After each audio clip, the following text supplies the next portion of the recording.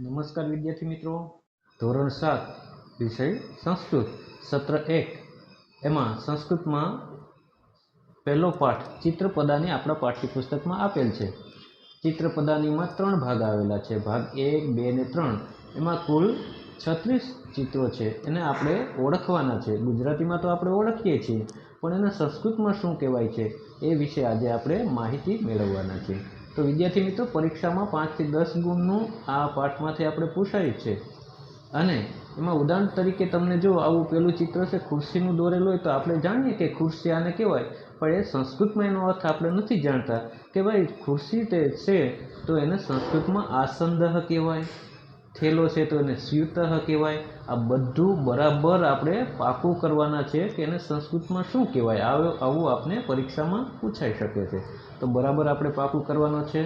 તો ચિત્રપદાની ભાગ 1ના જે 12 ચિત્રો છે, ચિત્રપદાની ભાગ 2ના પણ 12 છે અને ચિત્રપદાની ભાગ 3ના પણ 12 ચિત્રો છે. એના વિશે આજે આપણે માહિતી મેળવવાના છીએ. તો સૌપ્રથમ આસંદહ એટલે ખુરશી, થેલો એટલે સ્યુતઃ, પત્રભારઃ એટલે પેપર વેટ પણ એને કહેવાય. વિદ્યાર્થી મિત્રો, આપણે ઓફિસમાં જોઈએ, કોઈ સારી મામલતદાર કચેરી હોય, સરકારી જે પ્રાથમિક શાળાની ઓફિસ હોય, એમાં સાહેબના ટેબલ ઉપર જે આવો જે કાચ જેવું આપણે દેખાતું હોય ને એ પડ્યું હોય ને કાગળ ઉડી ન જાય એના માટે રાખવામાં આવતું હોય, તો એને પેપર વેટ પણ કહેવાય. તો અહીં સંસ્કૃતમાં શું કહેવાય? પત્રભારઃ. ત્યારબાદ આપણે પારસી દેખાય છે, ઇસ્ત્રી દેખાય છે, એને સમીકરઃ કહેવાય. મોબાઈલને ભ્રમણભાષઃ કહેવાય. પર્વતઃ એટલે પહાડ.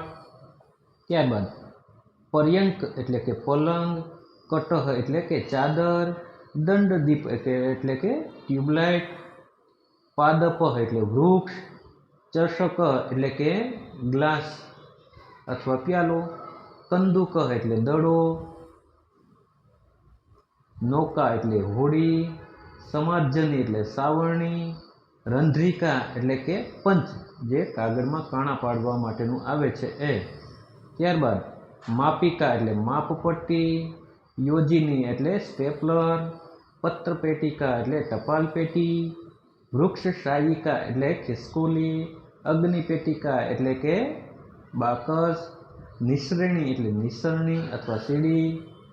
ત્યારબાદ સૂચિકા એટલે સોય, જપમાલા એટલે કે માળા, તુલા એટલે ત્રાજવું, યુતકમ એટલે કે શર્ટ, ઉપનેત્રમ એટલે ચશ્મા, કંકતમ એટલે કે કાંસકો અથવા દાંતિયો, અર્ગલમ એટલે કે આગળિયો અથવા આપણે સ્ટોપર કહીએ, જે દરવાજાને આગળ લગાડવાનું હોય એને અર્ગલમ એટલે કે આગળિયો, પર્ણમ એટલે પાંદડું, વ્યંજનમ એટલે પંખો, આમ્રફલમ એટલે કેરી, ગૃહમ એટલે ઘર, સંગણકમ એટલે કે કમ્પ્યુટર, દ્વારમ એટલે દરવાજો, ફેનકમ એટલે સાબુ, યાતાયનમ એટલે કે બારી અથવા તો દરવાજો. તો મિત્રો, આ હતા જે 36 શબ્દો. આ બરાબર આપણે પાકા કરી લેવાના છે. અને હા મિત્રો, હજી પણ તમે મારી યુટ્યુબ ચેનલને સબસ્ક્રાઈબ ન કરી હોય તો પ્લીઝ સબસ્ક્રાઈબ જરૂર કરજો. આવી રીતના હું આજે સંસ્કૃત ગુજરાતીના આ ચેનલમાં વિડીયો બનાવતો રહીશ. એમાં કોઈ સંસ્કૃતના પાઠ અથવા શ્લોકની સમજ હોય, એના સ્વાધ્યાયના પ્રશ્નો હોય, અભ્યાસના પ્રશ્નો હોય કે સ્વાધ્યાય પરથી સોલ્યુશન હોય, એ બધું આ ચેનલમાં મૂકવાનું છું. તો હજુ પણ તમે મારી યુટ્યુબ ચેનલને સબસ્ક્રાઈબ ન કરી હોય તો પ્લીઝ સબસ્ક્રાઈબ જરૂર કરજો.